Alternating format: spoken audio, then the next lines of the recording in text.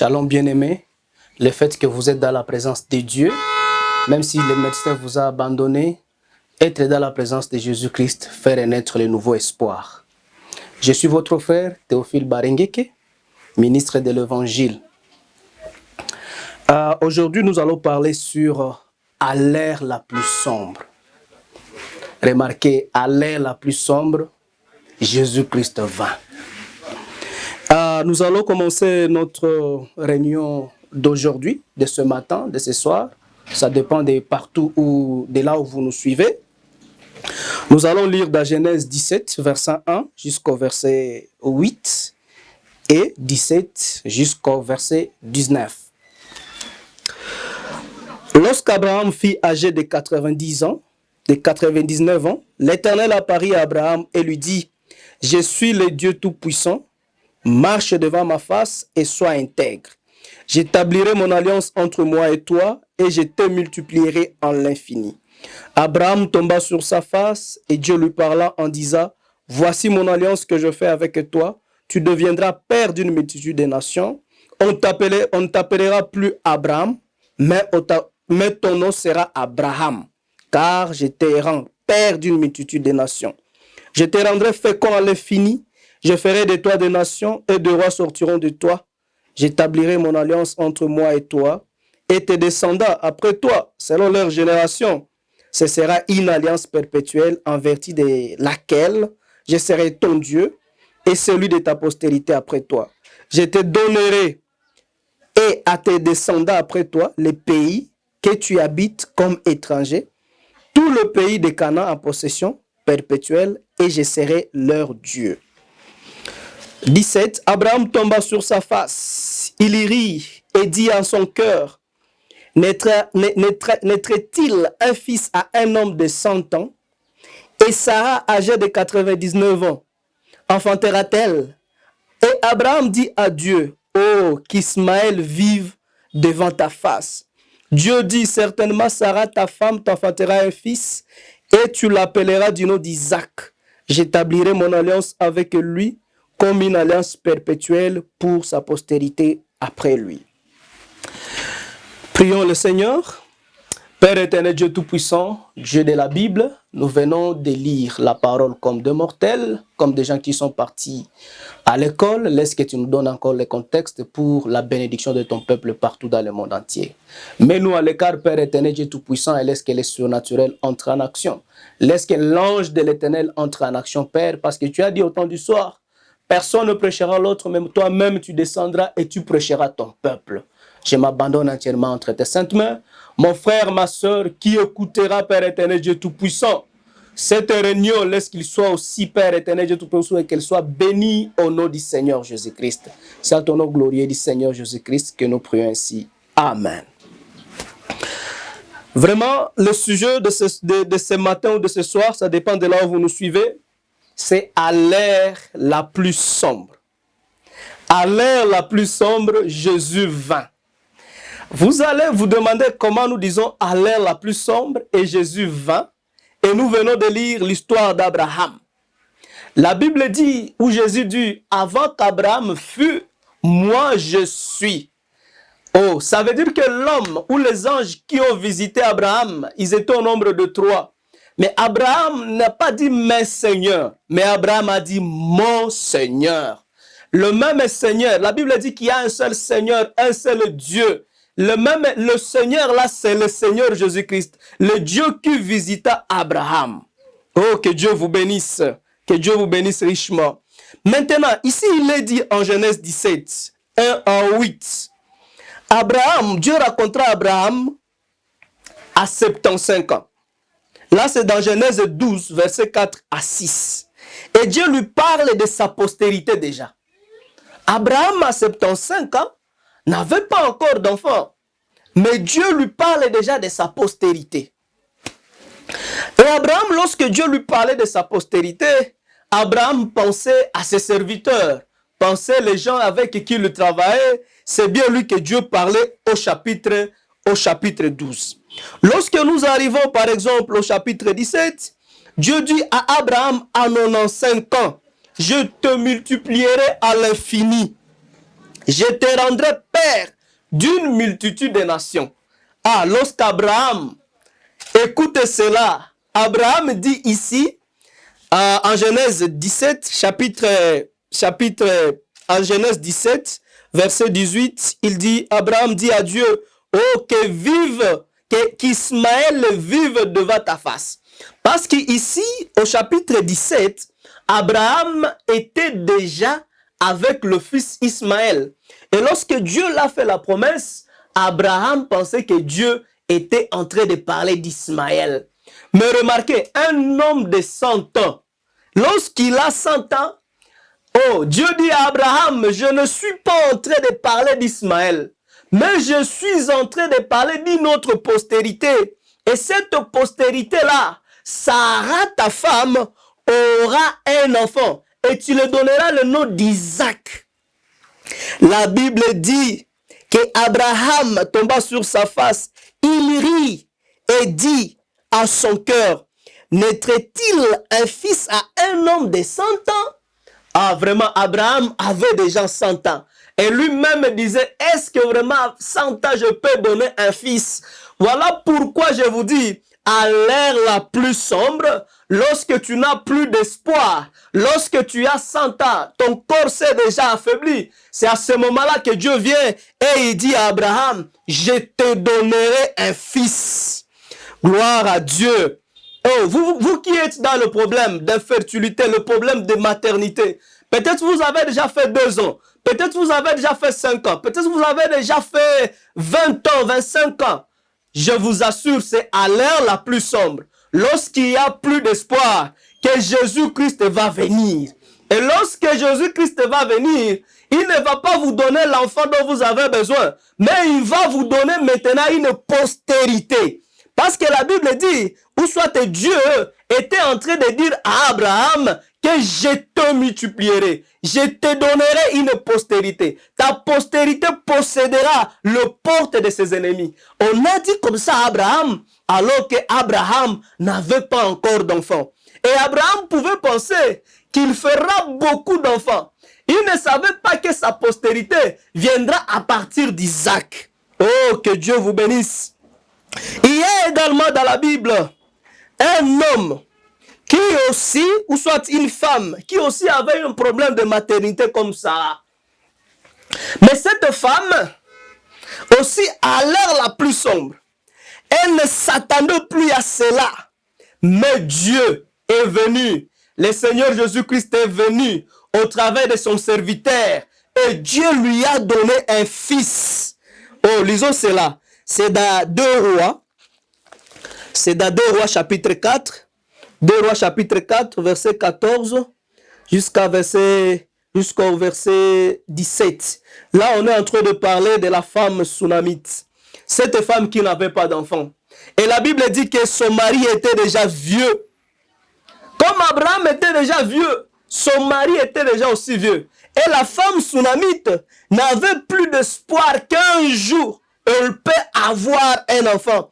Elle ne comptait plus les histoires, elle ne connaissait plus les histoires d'enfants.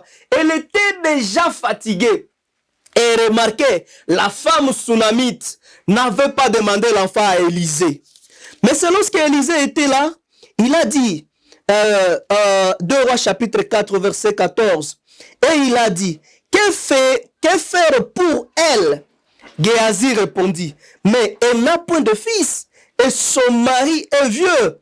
Et il dit, appelle-la. Géasi l'appela, et elle se présenta à la porte. Élisée lui dit, à cette même époque, l'année prochaine, tu embrasseras un fils.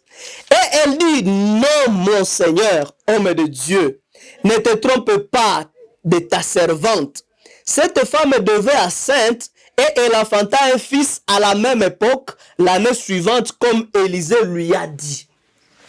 J'aime cette expression qu'Élisée avait utilisée. À cette même époque, l'année prochaine, tu embrasseras un fils. C'est la même expression que Dieu, l'ange qui avait croisé Abraham, avait dit, Sarah, ta femme est en train de rire de l'autre côté. Mais je vous assure, à cette même époque, quand je viendrai encore, Sarah, ta femme, aura un fils. Et la femme sunamite n'avait pas cru. Pourquoi elle n'avait pas cru? Parce que son mari était déjà vieux. C'était déjà à l'ère la plus sombre. Mais Élisée avait dit, à l'année prochaine, à cette même époque, tu auras un fils. Vous allez dire, mais comment c'est Jésus qui vint chez la femme sunamite? La Bible dit que l'esprit qui était sur Élie, le même esprit était descendu sur Élisée. Or, l'esprit qui était sur Élie, c'est l'esprit de Christ. Selon Malachie 4. Lorsque dans Malachie 4, on dit que Élie le prophète viendra et il le ramènera. Dans le Nouveau Testament, cela nous montre que c'est Jean-Baptiste qui était venu. Mais comment Jean-Baptiste était encore Élie qui devait venir? C'est parce que Jean-Baptiste était animé par le même esprit qui était en Élie. Et l'esprit qui était en Élie, c'était l'esprit du Seigneur Jésus-Christ. C'était l'esprit de l'Éternel lui-même. Et cet esprit, en Élisée, était venu chez la femme sunamite et l'a donné la solution à son problème, qui était un problème de maternité. Mais cela ne s'est pas arrêté, cela ne s'est pas arrêté par là, mes frères. La femme sunamite, après que Dieu lui a donné son fils, un certain matin, son fils dit à son père, « Papa, j'ai des maux de tête. Je ne sais pas comment ça marche, mais je ne me sens pas bien. » Et après un certain moment, le fils que Dieu a donné à la femme sunamite était mort. La femme sunamite a dit, mais ce n'est pas moi qui ai demandé ce fils à Élisée. C'est Élisée lui-même qui s'est dit en lui-même que cette femme a besoin d'un fils. Maintenant, la femme sunamite a pris son fils, l'a déposé dans la chambre haute. Il est parti directement chercher Élisée. Oh, Élisée a dit, lorsque la femme sunamite est venue, Élisée a demandé à la femme sunamite, est-ce qu'il y a un problème? Tu vas bien? Est-ce que ton mari va bien? Est-ce que ton fils va bien? J'aime la réponse de la femme sunamite. La femme sunamite a dit, tout va bien, alors qu'elle était dans le problème. Oh, à l'heure la plus sombre, alors que la femme sunamite ne savait pas quoi faire, elle est partie chez Élisée, afin que Élisée puisse donner la vie à son fils, parce que ce n'est pas elle qui a demandé le fils. Gloire à Dieu. Mais qu'est-ce qui s'est passé? Élisée a donné son bateau à Géasi, afin qu'il puisse aller déposer le bateau sur maintenant le fils, afin que le fils puisse retrouver la vie. Mais cela n'a pas tenu. Il a fallu la présence de Jésus lui-même dans son prophète Élisée pour amener les nouveaux espoirs. Parce qu'il n'y avait plus l'espoir dans la maison de la femme sunamite. Tout le monde préparait déjà un deuil. Mais lorsque Élisée est venu, il a eu une conduite. Il s'est allongé sur l'enfant, la bouche sur la bouche, les yeux sur les yeux, le corps sur le corps. Et il a communiqué une énergie sur l'enfant. Il a commencé maintenant à contourner. Il a commencé à contourner dans la salle. Lorsque Élisée contournait dans la salle, la Bible dit que l'enfant a toussé cette fois. Ah, le chiffre 7, c'est le chiffre de la délivrance. Lorsqu'on arrive déjà au chiffre 7, ça veut dire Dieu lui-même descend pour venir délivrer, pour venir amener des solutions aux problèmes qui sont là. Lorsqu'il a toussé une fois, deux fois, il ne s'est pas réveillé. Mais l'enfant s'est réveillé lorsqu'il a toussé 7 fois. Et Élisée a dit, femme, viens prendre ton fils. L'enfant était déjà ressuscité. Mais c'était aussi à l'ère la plus sombre. La femme ne savait pas quoi faire. Mais Jésus est venu sous forme de son prophète Élisée. Et il a donné la vie à cet enfant. Oh, gloire à Dieu. Car Jésus-Christ, le Jéhovah de l'Ancien Testament, qui est le Jésus-Christ du Nouveau Testament, arrive dans ton heure la plus sombre, la mort change en vie. Oh, merci Seigneur. La mort change en vie lorsque Dieu vient. Je me rappelle d'un homme qui était même l'ami du Seigneur. Cet homme était l'ami du Seigneur. L'homme était tombé malade. Lorsque l'homme était tombé malade, ses sœurs ont envoyé des messages à Jésus. Ils ont dit, Jésus, allez appeler-nous Jésus. Dis à Jésus que notre frère est malade. Il est souffrant. Et Jésus, là où il était, il connaissait déjà que quelque chose ne marchait pas à la maison. Jésus était parti évangéliser. Oh, on l'a envoyé des messagers, ils sont venus, ils ont dit, ton ami est malade. Au lieu que Jésus rentre pour aller voir son ami qui était malade, Jésus a continué encore avec le voyage. Pourquoi? Parce que Jésus devait attendre les heures pendant lesquelles il vient. Les heures pendant lesquelles Jésus vient, ce sont les heures toujours sombres. Oh, 4 jours étaient passés. Lazare était mort. Lorsque Lazare était mort, on a encore envoyé un message à Jésus. On a dit à Jésus, ton ami est mort. Et avant qu'on envoie encore de messagers, Jésus lui-même commençait à dire à ses disciples, Lazare s'endort. Ah, mais les disciples ont compris que peut-être Lazare dort normalement comme tout le monde peut dormir. Comme les disciples n'ont pas compris, Jésus a insisté, il a dit, Lazare est mort. Et après cela, les messagers sont venus. Après 4 jours, maintenant Jésus est revenu. Lorsque Jésus revient, c'est dans Jean 11, chapitre 17 jusqu'au chapitre... C'est dans Jean chapitre 17, Jean chapitre 11, verset 17 jusqu'au verset 23, que Jésus arrive. Il arrive maintenant, aux heures les plus sombres. Lorsqu'il n'y avait pas d'espoir, lorsque Marie, toute la Samarie était venue pleurer, là chez Marie et chez Marthe, il y avait un deuil. Jésus maintenant arrive. Lorsque Jésus arrive, Marie, Marthe, il se précipite vers Jésus. Il dit, Jésus, ton frère ou ton ami est mort. Si tu eusses été ici, ton frère, mon frère, ton ami ne serait pas mort. Mais si tu dis est mort, Seigneur, je sais que quelque chose peut se passer. Oh, lorsque Marthe a dit comme ça, Jésus a dit, Lazare n'est pas mort, ton frère n'est pas mort, il sera ressuscité. Marthe a dit, il sera ressuscité, bien sûr. Marthe pensait que Lazare sera ressuscité à la résurrection générale. Mais Jésus ne parlait pas de la résurrection générale. Mais Jésus, il s'est tenu sur la réponse de Marthe. Si tu eusses été ici, mon frère ne serait pas mort. Mais si tu dis un mot, quelque chose va changer. Oh, Jésus a dit à Marie maintenant, ou à Marie, où est-ce que vous l'avez mis? Ah, les gens pensaient que maintenant on ne sait pas. Qu'est-ce qui va se passer avec ces gars? Il guérissait les gens ici. Qu'est-ce qui va se passer? Peut-être il veut seulement aller pleurer à la tombe de Lazare et rentrer. Toute la foule a suivi Jésus. Mais lorsqu'il est venu devant la tombe, c'était à l'heure la plus sombre. Personne ne pouvait penser à la résurrection. Après 4 jours, après 4 jours, le corps s'était déjà fait. Peut-être le nez était déjà tombé. Les choses n'étaient plus très bien. Le verre commençait déjà à décomposer le corps de Lazare. Mais lorsque Jésus était venu devant la tombe, il a dit, c'est ici vous l'avez mis, roulez la pierre. On a enlevé la pierre. Et lorsqu'on a enlevé la pierre, Jésus-Christ a dit, Lazare, sort. Et Lazare était sorti à l'heure la plus sombre. Lazare était sorti. Peut-être il y a tes affaires qui sont déjà mortes.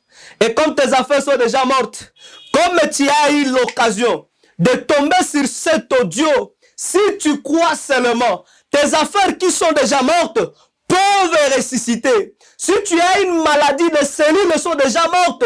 Les cellules ne peuvent encore rentrer à l'état initial. Parce que le même Jésus qui était chez Lazare, c'est le même Jésus qui est en train de prêcher la parole ce soir ou ce matin. Selon là où vous êtes en train de nous suivre. Si tu crois, tu verras la gloire de Dieu. Oh, peut-être dans ta vie, il y a des tempêtes. Tu ne sais pas par où toucher. Peut-être on t'a chassé du boulot. Peut-être tu es dans le chômage. Je te rappelle, ce matin ou ce soir, que lorsque Jésus vient, il l'amène ou il change le désespoir en espoir. Il change le chômage en boulot. Il change les fertilités en fertilité. Il change tout ce qui ne va pas à quelque chose de normal. Oh, je peux lire en Luc 8, Luc 8, 22 à 24. Alors que les disciples étaient dans la barque, il y avait beaucoup de tempêtes. Et Jésus s'endormait. Jésus s'endormait. Il s'endormait. Tout le monde commençait à crier. Oh maître, oh maître. Il y avait des tempêtes. Peut-être tu es aussi dans des tempêtes. Mais je t'assure que Jésus n'est pas loin de toi. Il est à côté de toi. Si tu crois seulement, tu verras la gloire de Dieu. Tes tempêtes peuvent changer à un calme au nom du Seigneur Jésus-Christ. Si le Seigneur Jésus-Christ avait changé les tempêtes au temps des apôtres à un calme, il peut aussi changer les tempêtes de ta vie à un calme au nom du Seigneur Jésus-Christ.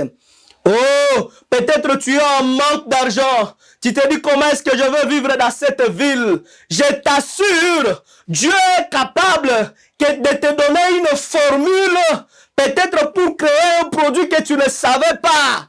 Oh, il y a un frère qui s'appelle Colgate. Oh, aujourd'hui on peut rester avec le Colgate. Mais c'est un frère qui ne savait pas quoi faire. Il était en train de se demander comment je vais vivre dans cette ville. Mais lorsqu'il va devant le prophète, lorsqu'il va à l'église un jour, on lui a dit fais ceci et cela. Tu vas trouver une formule. Et il est parti, il a expérimenté. Aujourd'hui, on a le Colgate. Il était dans les tempêtes, mais les choses ont changé car il était dans la présence de Dieu. Merci Seigneur, dans la présence de Dieu, les désespoirs changent en espoir.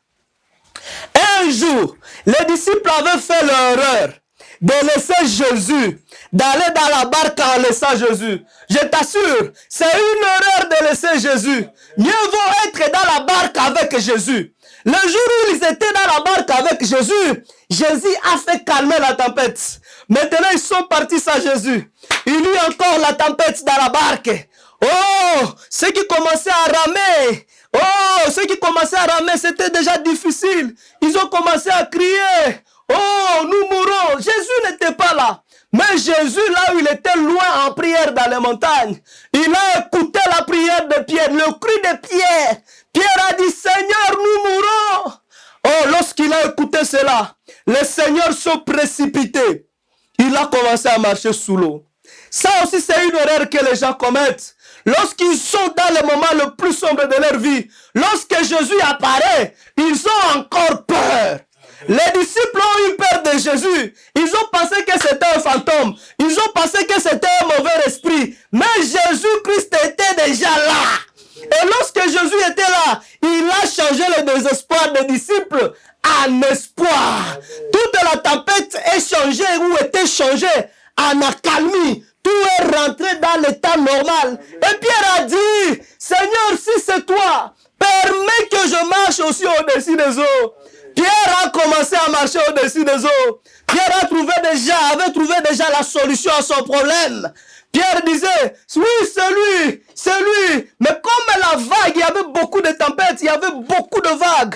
Oh, Pierre a commencé à douter. Et lorsque Pierre a commencé à douter, il a commencé encore à s'enfoncer. Si tu doutes de cette parole, tu ne vas pas trouver la solution. Mais si tu la prends, si tu la crois, tu vas trouver certainement la solution. Parce que c'est à l'heure la plus sombre que Jésus vient. Oh, gloire à Dieu. Gloire à Dieu. Peut-être tu es malade. Peut-être tu as le cancer. Peut-être tu es dans un problème. Le médecin t'a déjà dit, rentre à la maison.